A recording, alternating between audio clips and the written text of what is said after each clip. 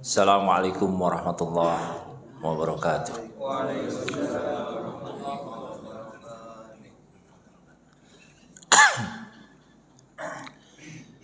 Innal hamdalillah nahmaduhu wa nasta'inuhu wa nastaghfiruh wa na'udzu billahi min shururi anfusina wa sayyiati a'malina. May yahdihillahu fala mudhillalah wa may yudlil fala hadiyalah. Asyhadu an la ilaha illallah wahdahu la syarikalah wa asyhadu anna Muhammadan abduhu wa rasuluh. Ya ayyuhalladzina amanu taqullaha haqqa tuqatih wa la tamutunna illa wa antum muslimun. Ya ayyuhan nasu taqu rabbakumul ladzi khalaqakum min nafsin wahidah wa khalaqa minha zawjaha wa bassa minhuma rijalan katsiran wa nisaa'a. Wattaqullaha alladzi tasaaluna bihi wal arham innallaha kana 'alaikum raqiba. Ya ayyuhalladzina amanu taqullaha wa qulu qawlan sadida yuslih lakum a'malakum wa yaghfir lakum dzunubakum wa may yuti'illaha wa rasulahu faqad faza fawzan 'azima amma ba'd. Fa inna khairal hadis kitabullah wa khairal haji Muhammadin sallallahu alaihi wasallam wa syarrul umuri muhdatsatuha fa inna kulla muhdatsatin bid'ah wa kulla bid'atin dhalalah wa kulla dhalalatin finnar. Jamaah salat subuh Masjid Al-Iman, insyaallah kita lanjutkan untuk menuntut ilmu, dan mudah-mudahan kehadiran kita di rumah Allah Tabaraka wa ta'ala ini dicatat oleh Allah Subhanahu wa ta'ala sebagai amal soleh kita, dan mudah-mudahan Allah senantiasa bimbing kita di dalam hidayah Al-Quran dan hidayah sunnah nabinya yang mulia sallallahu alaihi wa ala alihi wasallam. Jamaah rahimani wa rahimakumullah, sungguh hal yang patut kita syukuri di mana Allah Subhanahu wa ta'ala memberi kesempatan kepada kita untuk senantiasa meningkatkan kualitas iman, takwa dengan amal-amalan yang dimasukkan atau disyariatkan oleh Allah Subhanahu wa ta'ala, dan apa-apa yang diajarkan oleh Rasulullah sallallahu alaihi wasallam.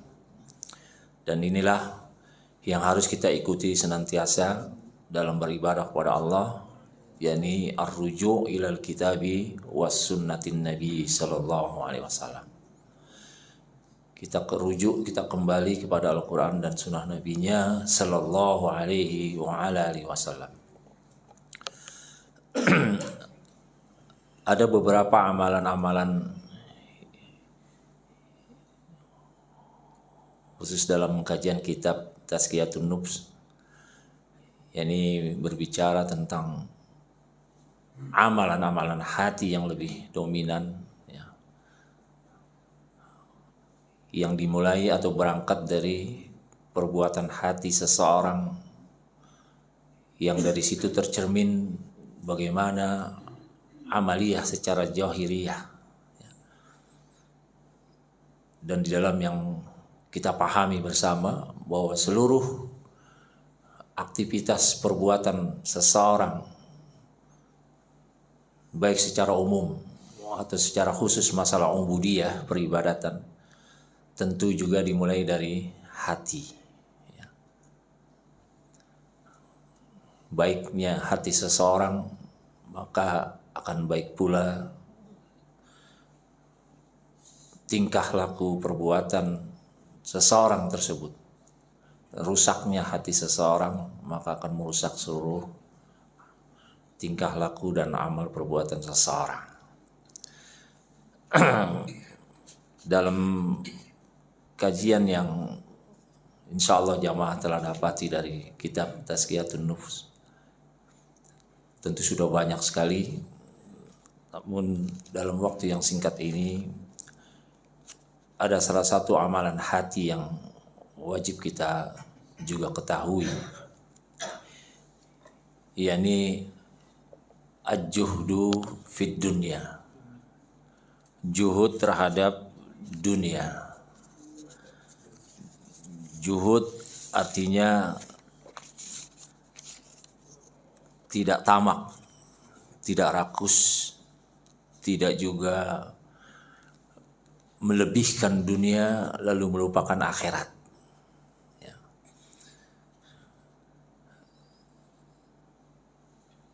Jangan salah paham bahwa juhud artinya kita menghindar jauh dari dunia.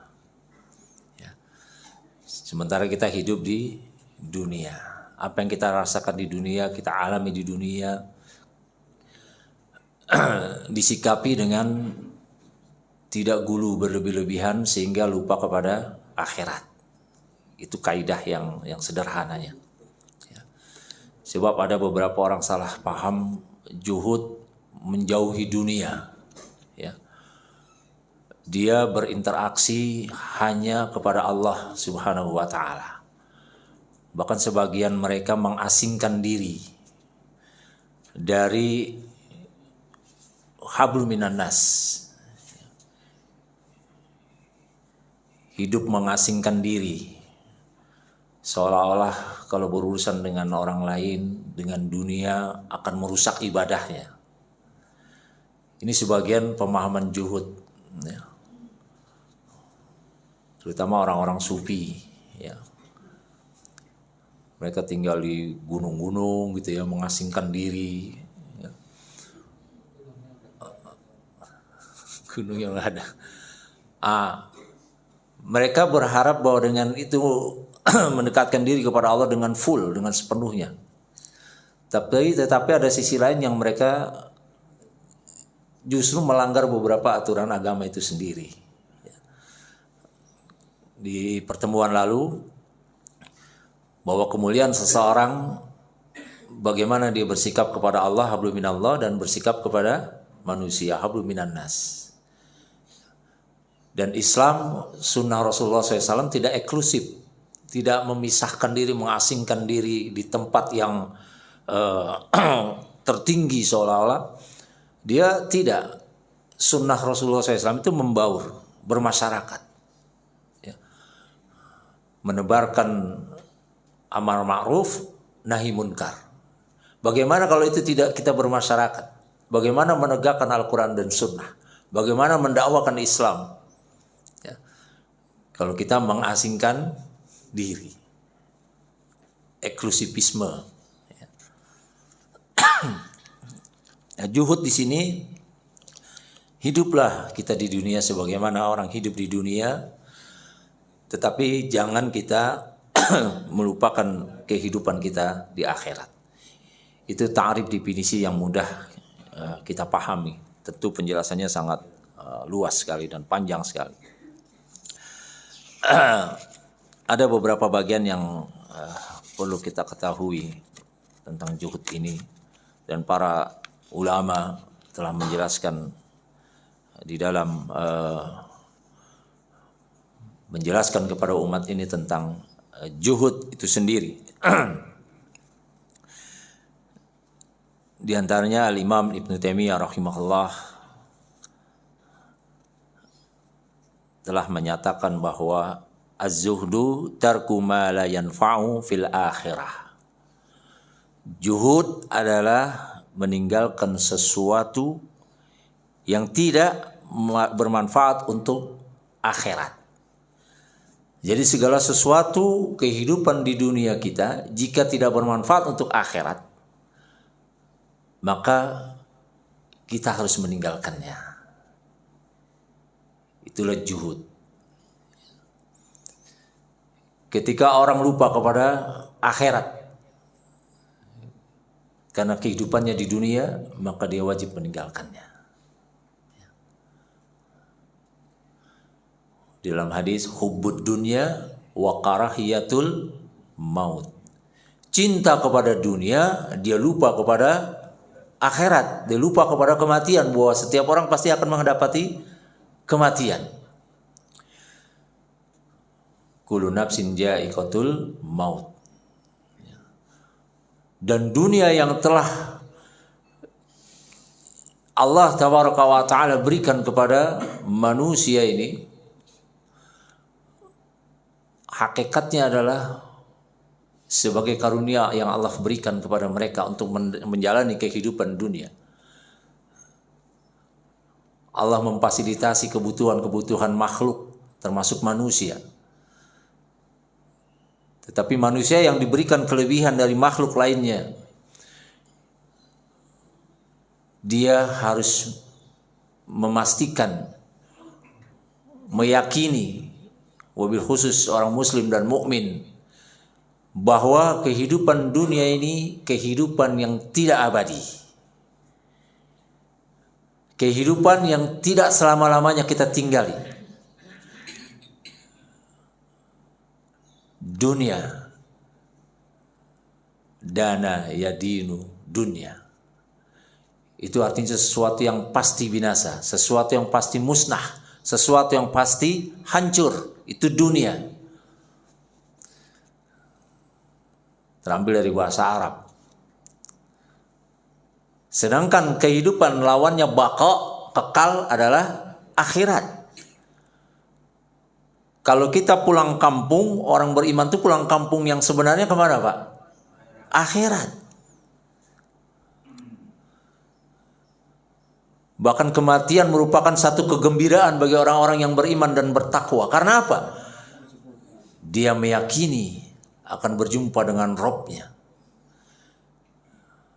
Dia meyakini segala amal yang telah dia upayakan dengan penuh kesabaran ketika di dunia, dia akan meraih hasilnya di akhirat. Dan cita-cita tertingginya adalah masuk surga. Sebagaimana kemarin Ahad lalu, kita diperintah bersegera kepada ampunan Allah dan segera kita memasuki surga Allah yang seluas langit dan bumi. Wasari'u ila magfiratin min rabbikum wa jannatin arduhas samawati wal ard uiddat lil muttaqin. Segera kamu kepada pengampunan Allah Tuhanmu dan masuk ke dalam surga yang seluas langit dan bumi. Adakah angan-angan, keinginan, cita-cita tertinggi seseorang yang terbaik selain mendapatkan surga? Maka sikapi dunia dengan tidak melupakan akhirat.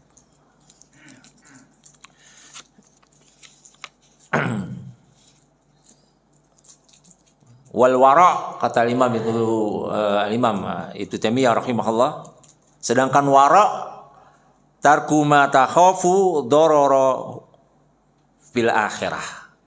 Dararu fil akhirah. Sedangkan makna dari wara adalah meninggalkan sesuatu yang membawa mudarat di akhirat.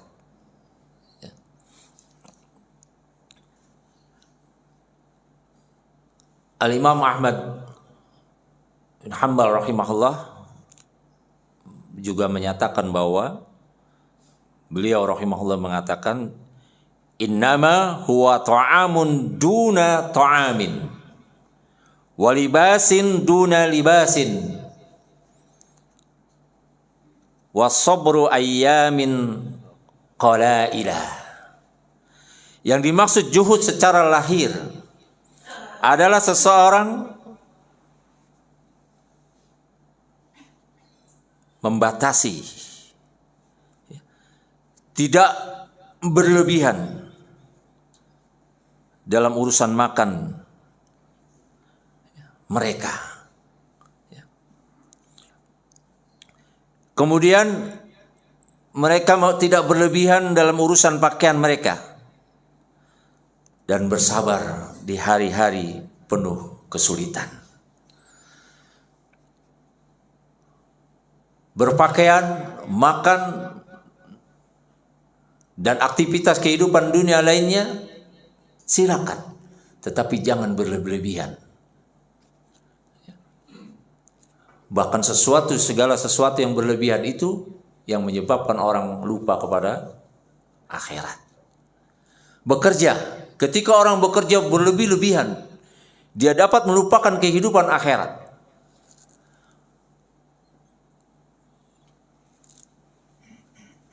Betapa banyak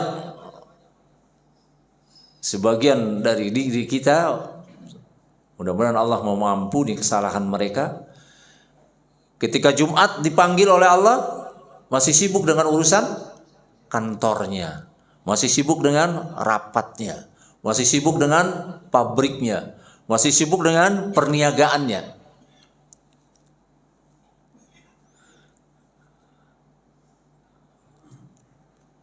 Betapa banyak orang-orang mengejar kehidupan dunia, jabatan, pangkat, kedudukan. Lalu untuk mencapainya, berbagai cara ditempuh, dia tidak lagi bisa membedakan mana halal, mana haram.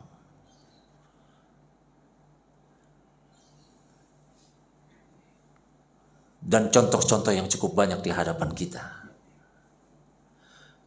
Yang sederhana saja, asyik dengan kehidupan dunia pada hari ini, pagi ini, di kasur-kasur empuk mereka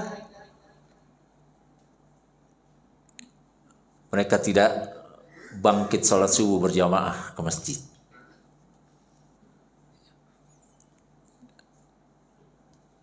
Padahal kehidupan akhirat adalah sesuatu yang lebih kekal. Wal akhiratu khairu wa abqa. Dan kehidupan akhirat adalah kehidupan yang kekal. Bahkan lebih baik dari kehidupan dunia itu sendiri.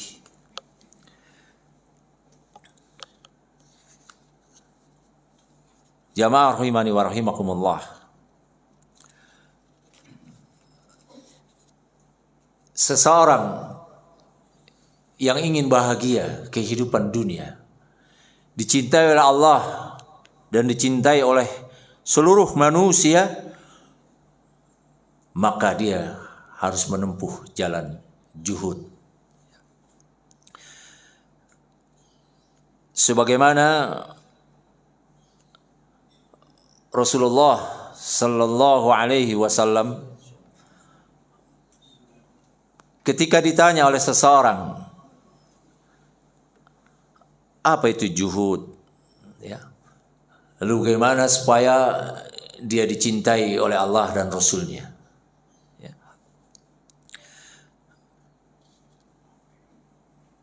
Ya Rasulullah, dullani ala amalin idza amiltuhu ahabbani Allahu wa ahabbani an-nas. Ya Rasulullah, ajarkan kepadaku satu amal, satu perbuatan saja, yang jika amal perbuatan itu aku kerjakan, maka aku akan dicintai oleh Allah dan akan dicintai oleh manusia. Tidak banyak yang diminta oleh orang ini. Ajarkan kepadaku satu perbuatan yang jika aku kerjakan perbuatan itu, maka akan menyebabkan aku dicintai oleh Allah. Dan jika satu perbuatan itu aku kerjakan, akan menyebabkan aku dicintai oleh seluruh manusia.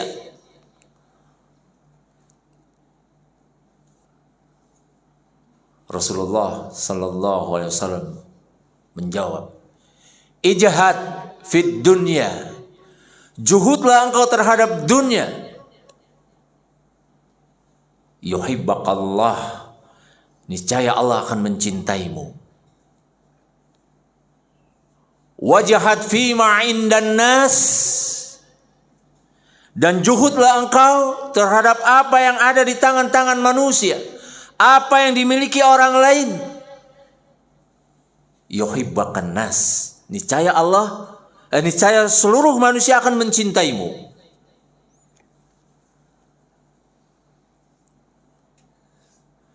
Juhud terhadap dunia, sebagaimana tadi di mukaddimah kita pahami, maka akan menyebabkan seseorang dicintai oleh Allah. Dan juhud kepada manusia, apa yang ada di tangan-tangan manusia, apa yang dimiliki orang lain, artinya tidak iri, tidak dengki apa yang Allah berikan kelebihan kepada orang lain.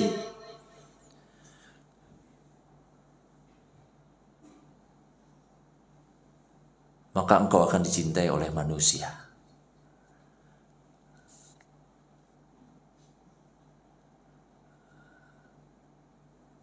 Karena kita meyakini seyakin-yakinnya bahwa Allah Subhanahu wa ta'ala melebihkan seseorang daripada orang lain. Ada kekurangan dan kelebihan pada masing-masing manusia, termasuk urusan dunia mereka, termasuk urusan rizki mereka. Ada kaya, ada miskin, ada yang jadi pejabat tinggi, ada yang menjadi pejabat rendahan, ada yang duduk manis di belakang supir sebagai bos, ada yang harus nyupirin, ada yang jadi dokter. Ada nggak dokter kalau nggak ada pasien?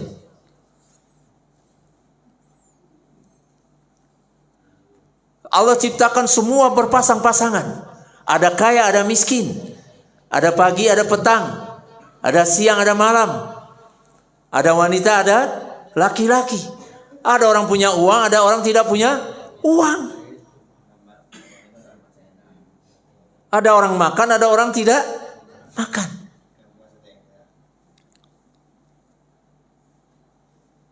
Subhanalladzi khalaqal azwaja kullaha mimma tumbitul ardu wa min anfusihim wa mimma la ya'lamun. Maha suci Allah yang menciptakan segala sesuatu berpasang-pasang, berjodoh-jodoh. Bahkan dari apa diri-diri mereka yang Allah ciptakan. Wa mimma la ya'lamun, bahkan dari apa yang tidak kalian ketahui. Semua Allah ciptakan berpasang-pasangan. Itulah kehidupan dunia. Ketika seseorang tidak punya uang, ingatlah ketika dia punya uang. Ketika dia susah, ingatlah ketika dia berbahagia. Ingatlah ketika dia sakit, dia ingat kepada Allah ketika kesehatan Allah berikan kepadanya. 1 tahun waktu yang berjalan, 11 bulan kita berikan kesehatan oleh Allah. Hanya 1 bulan taruhlah sakit batuk, diuji oleh Allah. Kemana 11 bulan nikmat Allah yang banyak kepada kita? Wa in ta'uddu ni'matallahi la tuhsuha. Sungguh jika engkau mau menghitung nikmat-nikmat yang Allah berikan kepadamu, la tuhsuha, kamu tidak akan dapat menghitungnya. Enggak perlu kita caci maki Allah.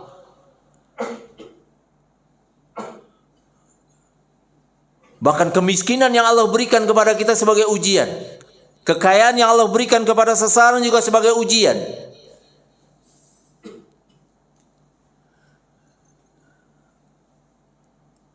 Amalan hati kita qanaah, menerima ketentuan dari Allah Subhanahu wa ta'ala.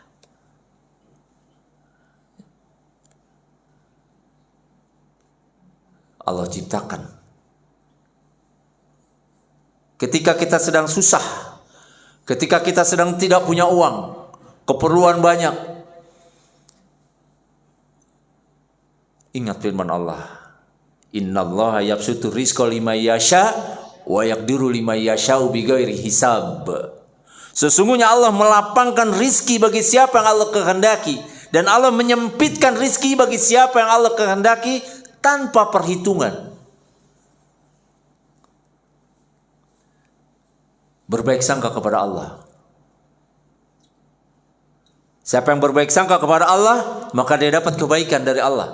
Siapa yang berburuk sangka kepada Allah, dia dapat keburukan dari Allah. Ini salah satu juhud. Selalu berbaik sangka apa yang menimpa diri kita kepada Allah Tabaraka wa Ta'ala. Bahkan rukun iman yang kita hafal apa salah satunya? Antu'minu billahi biqadarihi, engkau beriman kepada Allah dengan takdir Allah, ketentuan Allah, khairihi wa syarrihi, yang baik dan yang buruk.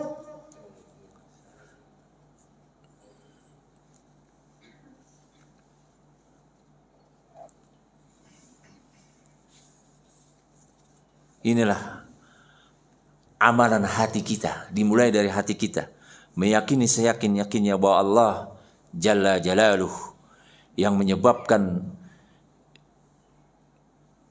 kita menjalani kehidupan dunia ini dengan penuh keimanan kepada Allah, beribadah kepada Allah Subhanahu wa Ta'ala, tanpa kita melupakan kehidupan akhirat.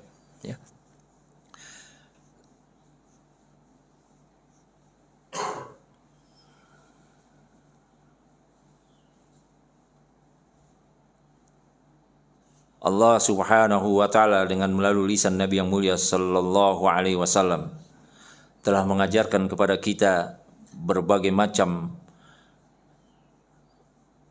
ilmu agar kita mengarungi kehidupan dunia beruntung dan agar kita mendapati kehidupan akhirat juga beruntung. Dan kehidupan dunia ini hanyalah sesuatu yang membinasakan kita, yang melalaikan kita dari kehidupan akhirat. Bahkan Nabi sallallahu alaihi wasallam pernah bersabda, "Ad-dunya mal'unah." Dunia ini terlaknat.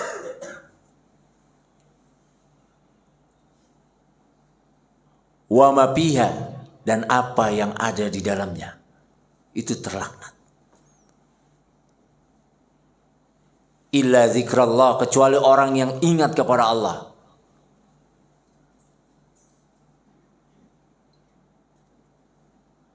Wa aliman muta'alliman, orang yang memiliki ilmu, orang yang belajar ilmu.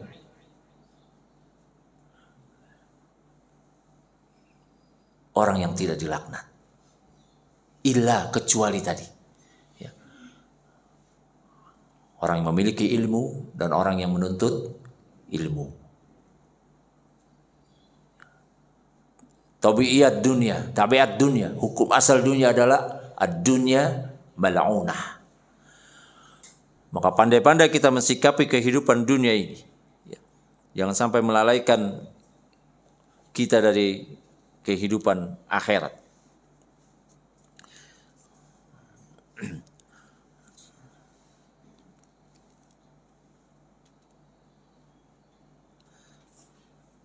Nabi SAW pernah bersabda dalam sebuah hadis sahih yang diriwayatkan oleh Imam Muslim, "Innad dunya khulwatun khadiratun wa innallaha ta'ala mustakhlifukum fiha falyanzuru kaifa ta'malun fattaqud dunya wattaqun nisa." Sesungguhnya dunia ini lezat, manis, nikmat,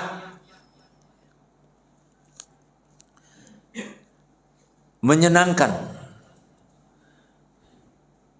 yang disediakan bagi manusia.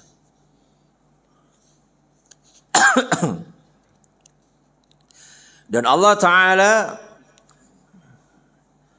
memberikan semuanya kepada mereka, kepada manusia untuk menikmatinya. Tetapi kata Nabi SAW, "Falyanzur kaifa ta'malun." Lalu perhatikanlah bagaimana manusia mereka mensikapi dunia, bagaimana mereka beramal di dunia.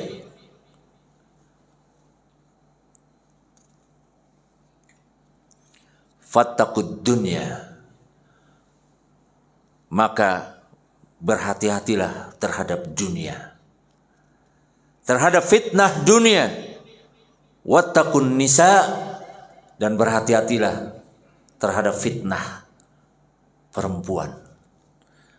Maksudnya salah satu fitnah dunia adalah perempuan.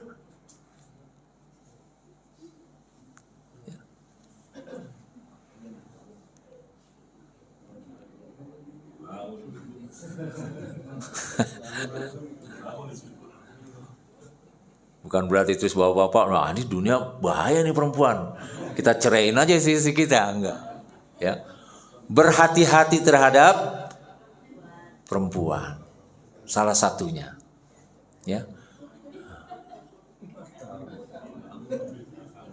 Dalam hadis yang lain, likulli ummatin fitnah, kata Nabi, setiap umat ada ujiannya. Wa fitnatu ummati al-mal, dan fitnah ujian umatku adalah harta.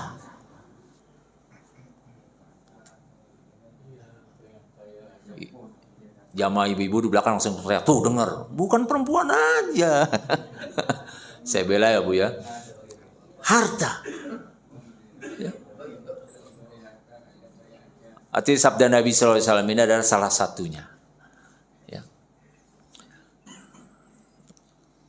Ada pembahasan yang panjang tentang kenapa terhadap dunia.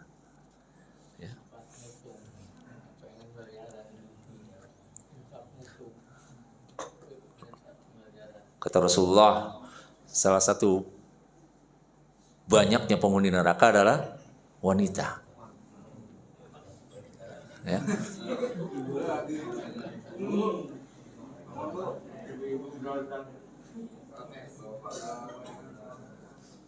Karena mereka tidak banyak bersyukur kepada suaminya, dan mereka tidak banyak mohon ampun kepada Allah. Yang di hadis panjang. Ya.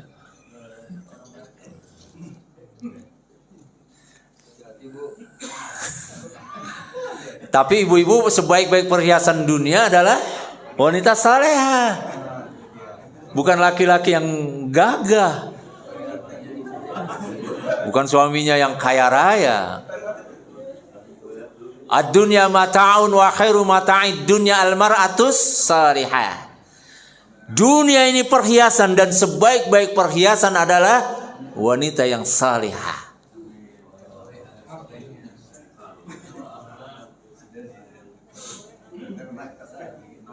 Bukan namanya solehah ya Bu ya, amaliyahnya.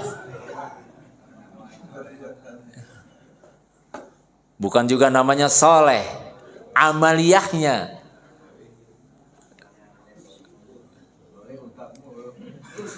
Ya.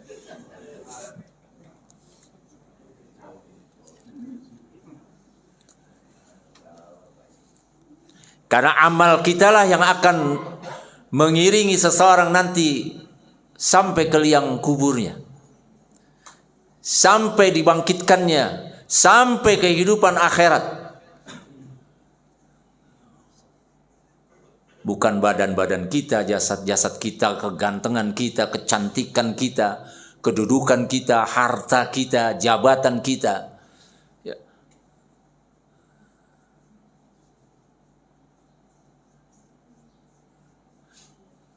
Innallaha la yanzuru suwarikum.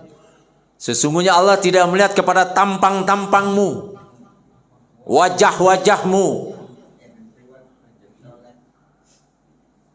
wala ajsamikum, fisik-fisikmu, gagah, tampan, perkasa, cantik. Walakin yanzuru ila a'malikum. Tetapi Allah melihat kepada amal-amalmu, perbuatanmu. Sehingga Nabi SAW pernah bersabda, yatba'ul mayyitan thalathun, yang mengikuti, mengiringi mayit itu ada 3.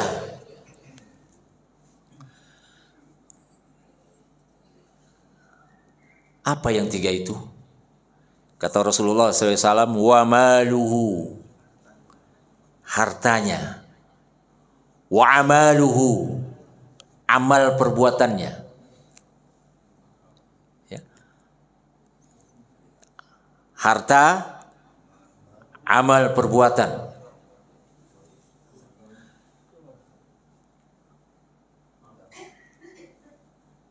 Nah, ini dua ini, perhatikan ini. Payarji'uthnani wa yabqa ma'ahu wahidun. Yang dua ini kembali, tidak ngikut kepada mayit masuk ke dalam kubur.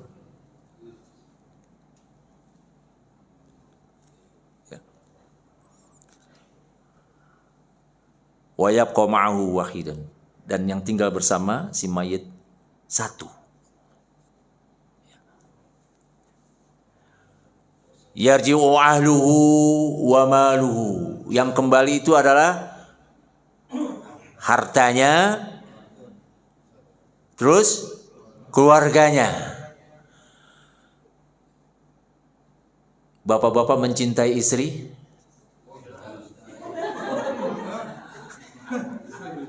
Mencintai anak-anak kita? Dahulu ketika belum nikah, menyatakan kita sehidup semati.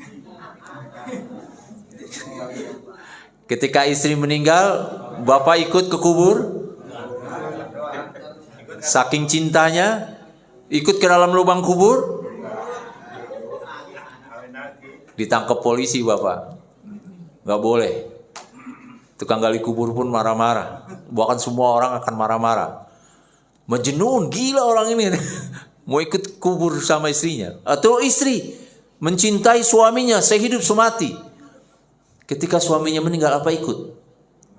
Anak-anak yang kita cintai ketika ayahnya meninggal, ketika ibunya meninggal, apa anak-anak yang mencintai orang tuanya ikut? Masuk ke dalam kubur, ingin dikubur bersama orang yang dicintainya? Sahabat-sahabat kita, saudara-saudara kita, cukup mengantar sampai ke pemakaman. Ba'da dabnihi, setelah ditanam mayit itu, yarji'ul baiti, mereka kembali ke rumah masing-masing.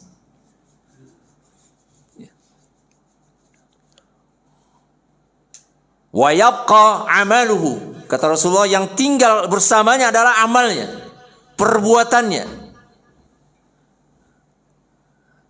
Hadis riwayat Bukhari Muslim. Artinya kembali kepada juhud, bahwa seluruh perbuatan amal manusia, jika dia lupakan kepada akhirat, maka amalnya akan membahayakannya dalam kehidupan akhiratnya. Karena tadi di mukaddimah, seorang boleh mencintai wanita-wanita yang dicintai, harta-hartanya, kedudukannya, jabatannya, dan seterusnya yang berbau dunia. Tetapi jangan sampai amal itu, urusan dunianya, melupakan kepada akhirat. Karena yang dibawa adalah amal orang yang mulazamah, beristiqamah untuk menghadapi kehidupan akhiratnya. Dan itu yang akan menyelamatkannya ketika dia menghadap Allah Tabaraka wa Ta'ala.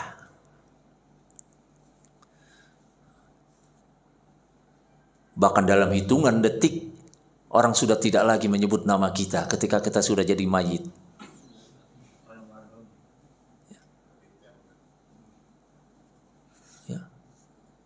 Namanya Abdurrahman. Lalu contoh Pak, ada Abdurrahman, contoh saja. Ya. Ketika tetangganya menunggu jenazahnya, gimana? Mayitnya masih dalam perjalanan dari rumah sakit? Iya Pak. Nggak ada nyebut. Bagaimana si Abdurrahman? Udah sampai mana dia? Nama kita sudah lupa orang. Tidak menyebut nama kita.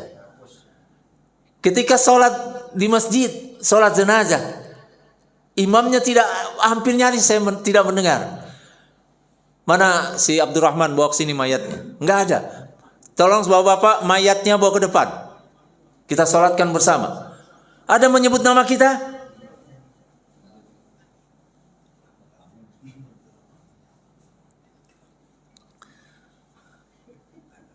Waktu berlalu, hari demi hari, minggu demi minggu, bulan demi bulan. Orang sudah lupa.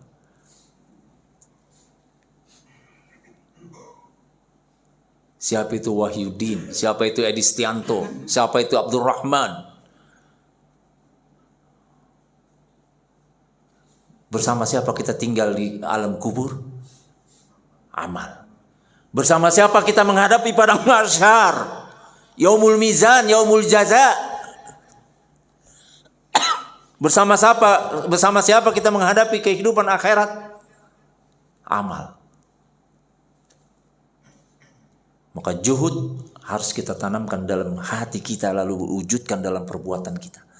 Jangan guluan fid dunya, berlebih-lebihan dengan dunia, lupa kepada akhirat.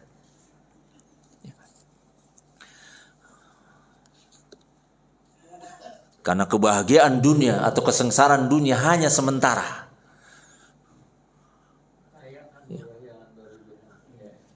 Yang berbahaya adalah orang pasrah dengan keadaan. Ya. Pasrah dengan keadaan. Ya. Pasrah dalam ketidakbaikan, dia tidak beribadah kepada Allah. Ya. Pasrah tidak mencari kehidupan dunia, terutama para suami ini wajib dia menafkahi anak istrinya. Ya kita juhud saja bu. Ya, rezeki dari Allah, rizki minallah. Kalau Allah kasih rezeki ya kita punya, kalau enggak ya udah. Ini suami yang bahlul. Ar-rijalu qawwamuna 'alan nisa bima faddalallahu ba'dahum 'ala ba'din wa bima anfaqu min amwalihim. Laki-laki itu pemimpin atas suami, atas rumah tangganya, atas istri dan anak-anaknya. Tersebab kami lebihkan sebagian laki-laki atas perempuan. Wa bima anfaqu min amwalihim, tersebab suami laki-laki ini kami wajibkan memberi nafkah kepada mereka, anak dan istrinya.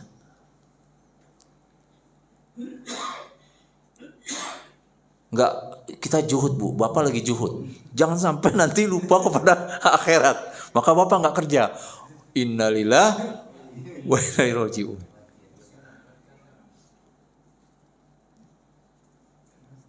Jangan maksudnya adalah melaksanakan kewajiban, melanggar kewajiban yang lain.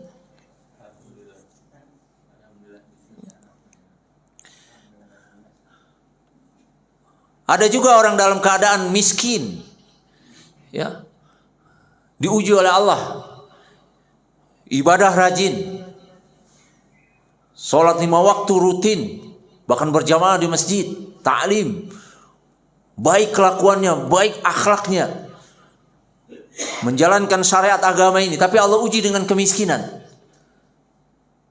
Dia diuji. Kok si Fulan sholat? Enggak. Ngaji? Enggak.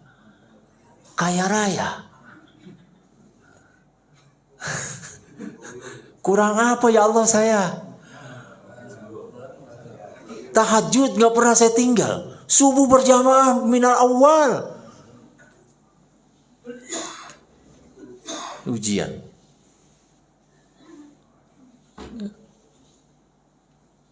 Begitupun si kaya. Ya Allah, saya diberi kurang apa nikmat Allah. Jabatan gak saya minta, saya dikasih jabatan. Uang saya gak pernah berhenti. Gak ada serinya uang saya. Itu si miskin gelap-gelap sudah ke masjid. Kenapa saya tidak bisa? Ya. Nah, ini persoalannya. Ya. Jadi ada satu hadis. Ketika Rasulullah SAW memberikan penggambaran kepada kita, ya, yu'ta bi an'ami ahli dunya min ahli nar yaumal qiyamati fayusbagu finnar sibghatan thumma yuqal ya ibna adam hal ra'aita khairan qattu hal marabika na'imun qattu fayaqul la wallahi ya rabbi wa yu'ta bi asyaddin nas bu'san fid dunya min ahlil jannah fayusbagu sabghatan fil jannati fayuqalu lahu ya bana Adam hal ra'aitu bu'san qattu hal marabika siddan qattu fayaqul la wallah ma marrabi bu'sun qattu wala ra'aitu siddatun qattu. Rawahu Muslim. Allah hadapkan nanti pada hari kiamat seorang ahli dunia, orang yang paling berbahagia di dunia, orang yang paling kaya di dunia, orang yang paling senang ketika di dunia. Lalu pada hari kiamat dia dicelupkan ke dalam neraka sebentar oleh Allah. Satu celupan lalu diangkat oleh Allah. Lalu dikatakan kepada orang itu, ya ibna Adam, wahai anak Adam, ra'aita khairan qattu, apakah engkau telah melihat kebaikan yang banyak? Hal marabika na'imun qattu, engkau telah merasakan kenikmatan yang banyak ketika di dunia? Fayaqul, orang yang paling bahagia, yang paling kaya raya ketika di dunia ini, yang dicelupkan surga sebentar, ke neraka sebentar, lalu diangkat oleh Allah, dia mengatakan, la wallahi ya Rabbi, aku tidak pernah merasakan kebaikan, aku tidak pernah merasakan nikmat, lupa dengan dunia, kebahagiaan itu baru sebentar dicelup ke dalam neraka, hilang.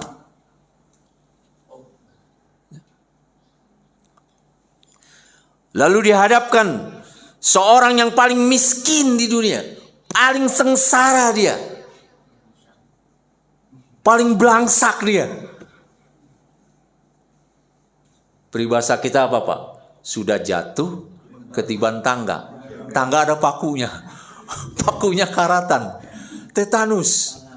Masuk rumah sakit dirawat, gak punya duit. Tetangga masa bodoh. Ya.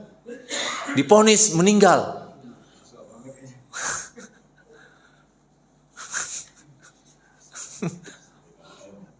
Udah genteng bocor, utang banyak, motor mau ditarik leasing, anak yang kecil bisulan gak sembuh-sembuh, istri mau lahiran, anak ke-9. Allahu Akbar. Paling miskin, paling sengsara itu. Dia dimasukkan oleh Allah ke dalam jannah.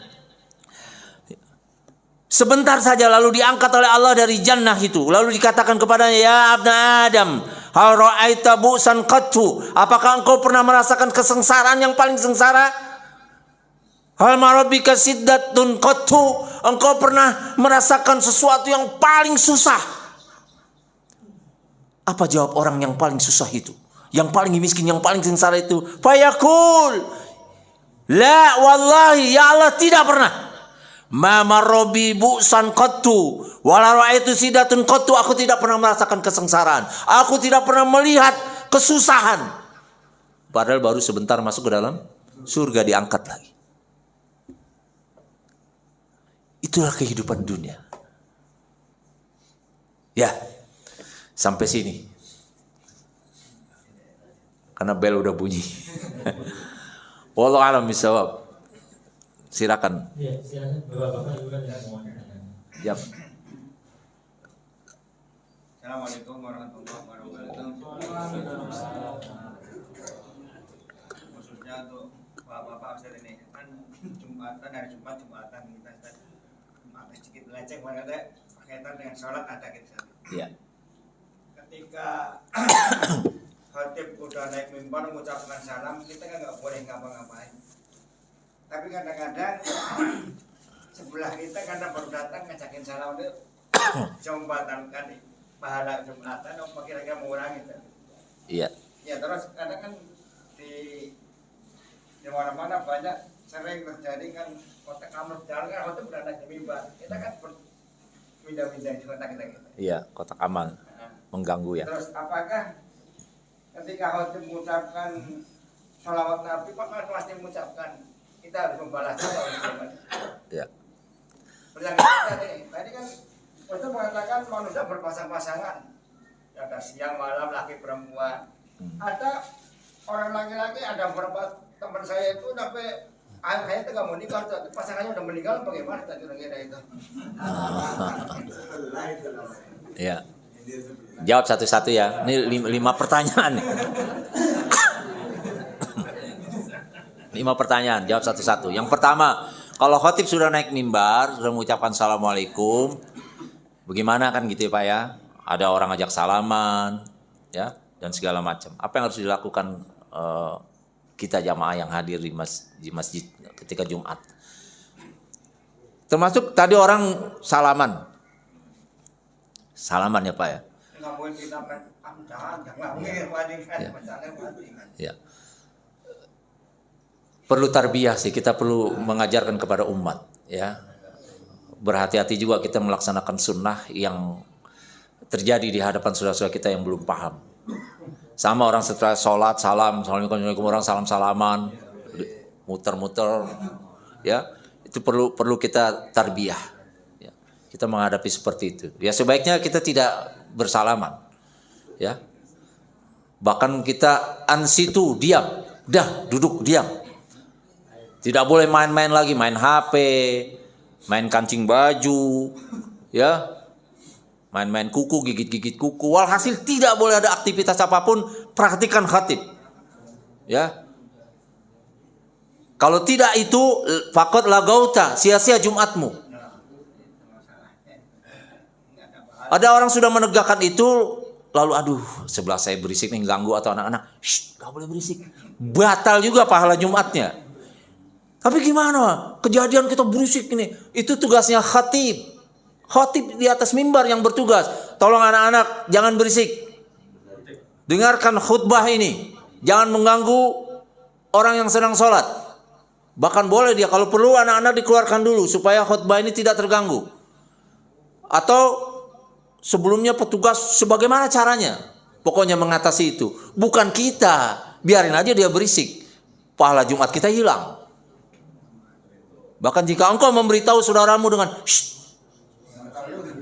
sia-sia Jumat. Tapi Pak Ustadz gimana jadi terganggu? Cari sholat Jumat di masjid yang sudah tertib. Di sini tertib nggak Jumatnya? Saya belum pernah Jumat di sini. Tertib ya? Alhamdulillah. Tulis besar-besar, nggak apa-apa, bikin stiker tulis di masjid besar-besar. Kepada para orang tua yang bawa anaknya, tolong diajarkan di rumahnya panjang lebar, nggak apa-apa. 1, ini. Ajarkan dulu di rumah, nak mau ke masjid ya, kamu jangan berisik di masjid, jangan lari-larian, jangan teriak-teriak. Kalau temanmu begitu tetap diam. Di masjid itu harus begini.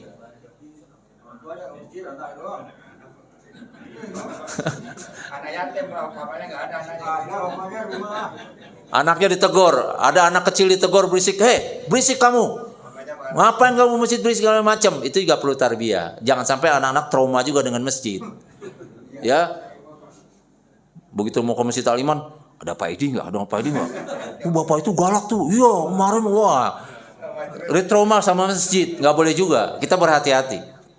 Ya, itu perlunya kita tarbiyatul aulad fil masajid. Pendidikan buat anak-anak bagaimana bersikap di masjid.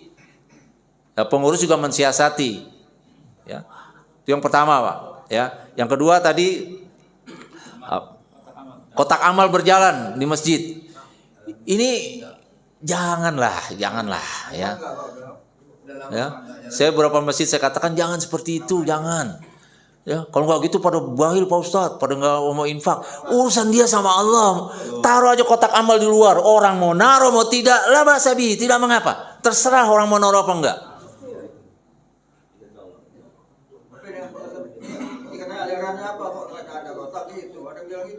Alirannya apa? Aliran nggak kotak berjalan, udah selesai. Kita jangan mau pusing dengan urusan orang. Aliran apa tuh Masjid Al-Iman? Di mana-mana masjid kotak berjalan, ini nggak berjalan. Aliran kotak tidak berjalan, udah selesai. Kita nggak tahu usah pusing dengan urusan orang. Aliran apa Pak? Aliran kotak tidak berjalan. Mau apa antum?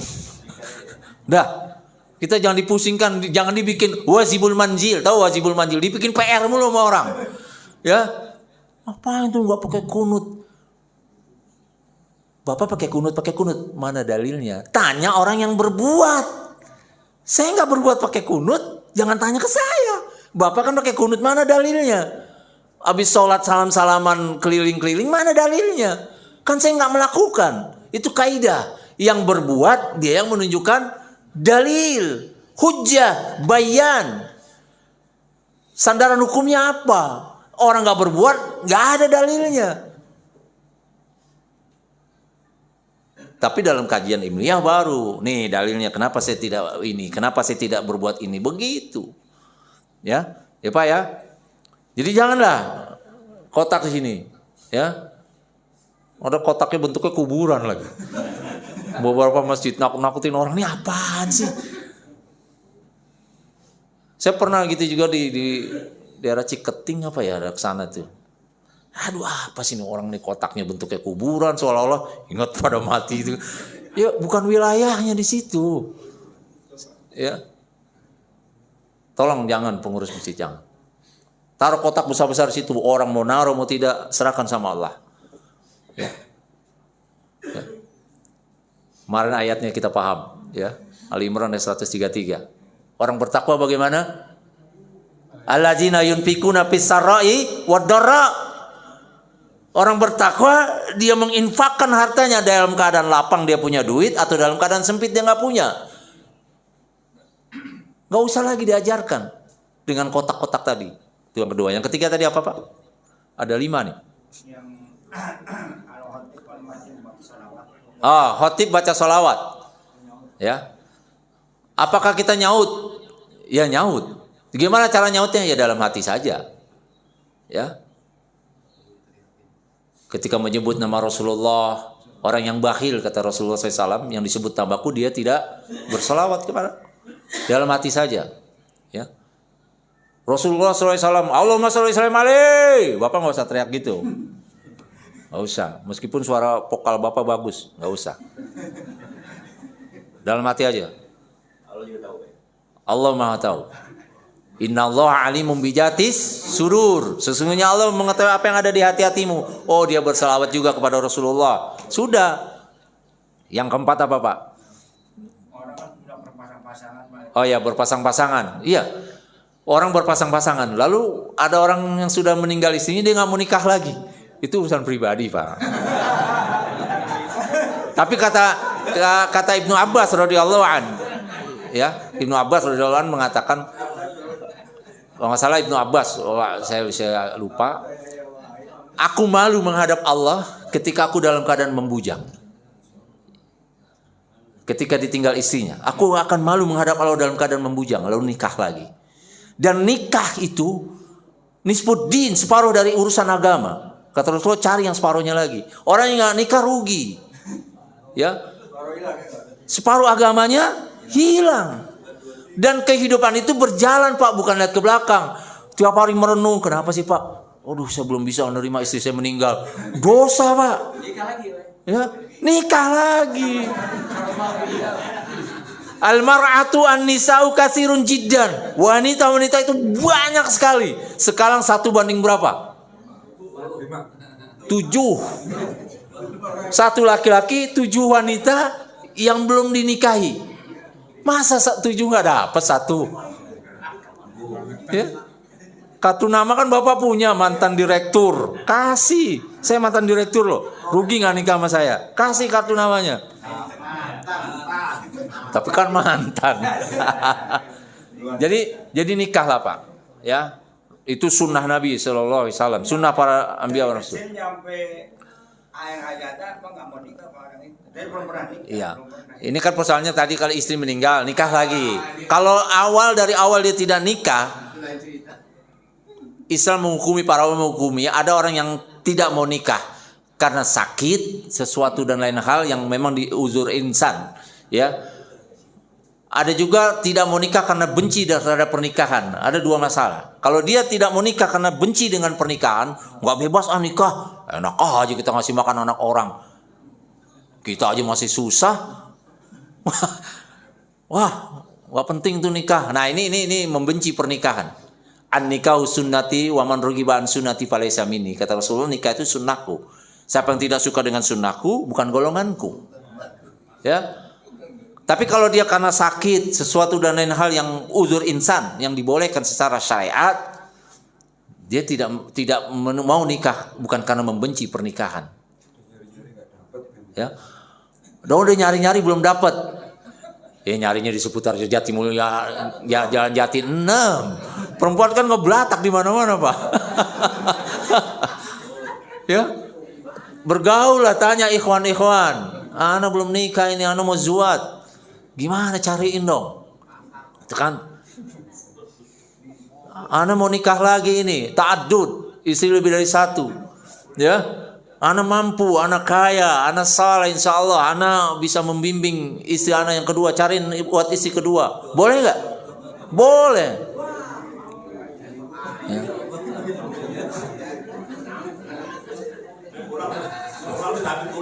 Ya Pak ya, itu Pak. Tapi kalau dia tidak membenci pernikahan itu, insya Allah ma'zurun, ya, uzur insan yang dibenarkan. Walau alam bisawab. Tapi kalau dia membenci pernikahan, nggak mau nikah karena benci tadi, lain. Terus yang terakhir, udah ya, syukur. Ya. Ini karena sudah disinggung tadi masalah anak-anak yang ribut. Umur saya udah hampir 60, baru sekali saya ketemu Ustadz yang ceramah menegur anak-anak yang ribut. Nah, ini khotib yang tidak pernah berusaha menegur anak yang ribut itu karena ya kita sebagai makmum kan nggak boleh. Iya. Karena harus memperhatikan khutbahnya si khotib. Tapi khotib itu tidak pernah berusaha untuk melakukan menegur anak-anak itu. Iya. Khotib boleh menegur jamaah, boleh khotib di atas mimbar boleh. Ya nyaris orang hampir kita tidak dapati. Ini orang-orang yang paham saja. Ya nyaris. Ya masa bodoh mau berisik mau apa dia dengan asik dengan khutbahnya aja. Ya ayyuhalladzina amanu, wow berisik wah. Dia masa bodoh. Padahal itu sangat mengganggu kehusuan berjalannya khutbah maupun sholat nanti. Khotib boleh dia boleh. Saya di beberapa masjid kalau udah begitu saya tegur. Tadi bukan Ustaz tadi bukan bilang boleh tapi justru tanggung jawabnya khotib kan gitu. Iya dia kan imam khotib itu. Nah, bagi khotib yang tidak melakukan itu tuh maksudnya gimana? Ya tidak juga hukumnya wajib kalau ditinggalkan berdosa, tidak. Mustahab saja disukai kalau khotib itu dan dibolehkan dia memberitahu kepada jamaah, ya. Maka sebelumnya ada tarbiyah juga kepada anak-anak itu, ya. Dari mulai diri kita orang tua bawa anak laki-laki ke masjid, kasih tahu nak, masjid itu rumah Allah, masjid itu ngapain nak? Tempat kita ngapain? Ajarin itu. Sholat ya, sholat harus bagaimana, harus gimana? Ajarkan dari rumah. Jadi kita melepas anak-anak ke masjid itu dengan aman sentosa. Anak saya sudah saya ajarin, aman dia. Jangan justru kita membenci pengurus yang negur anak-anak itu. Saya nggak suka tuh, udah nggak pernah sholat di Al-Iman lagi. Anak saya juga, kenapa Pak? Galak banget pengurusnya. Kan anak-anak wajar berisik. Ya nggak wajar Pak, Bapak ajarin nggak anaknya? Ajarin dulu. Anaknya ditegur, Pak gimana? Kamu anak siapa? Mana bapaknya? Bapak saya nggak pernah ke masjid Pak. Musibah lagi. Anaknya suruh ke masjid, bapaknya di gardu main gaplek, main catur. Ada nggak gitu Pak? Nggak ada lah. Nggak ada bedanya. Ya? Ya. Silakan. Saya sedikit ya, Pak. Ya. Boleh atau tidak? Banyak kita lihat Pak ya, tadi Pak bilang kan pertama jalan. Banyak juga kita lihat Pak di jalan-jalan mobil yang minta sumbangan kecil. Iya. Saya pernah Pak tegur sama orang yang teman juga orang muslim. Pak itu apakah kita orang muslim bisa kita? Saya bilang enggak lah. Nah bagaimana sikap kita yang memberi atau tidak? Bagaimana menurut Bapak? Ya. Memberi kencrengan di jalan-jalan gitu ya. Sebenarnya itu menghinakan kita umat Islam gitu kan. Itu aizzatul Islam wal muslimin, kemuliaan orang Islam ini. Islam. Itu sebenarnya ya, jangan seperti itulah, ya. Bukan berarti saya melarang, nggak bisa dilarang, itu debu di mana-mana. Jangan seperti itu, ya. Itu menghinakan. Dan kita kan jumhur, mayoritas umat Islam. Kemana orang-orang Islam itu? Ya, yang anehnya lagi Pak, di beberapa jalan, perasaan saya dari zaman berapa nih orang masih aja kenceng masjid, masjidnya nggak jadi apa, gitu ya? Coba Bapak tandain, saya ada beberapa daerah yang saya tandain. Salah satunya yang di Margahayu tuh, yang lampu merah itu dekat pengairan ya Pak ya. Mohon maaf, saya udah bertahun-tahun, bahkan saya udah keluar negeri. Saya kemarin 3 tahun di luar negeri, balik lagi ke Indonesia, masih ada si Bahlul ini dengan jaringan ikan itu. Masya Allah, ini masjidnya mana? Kok nggak jadi?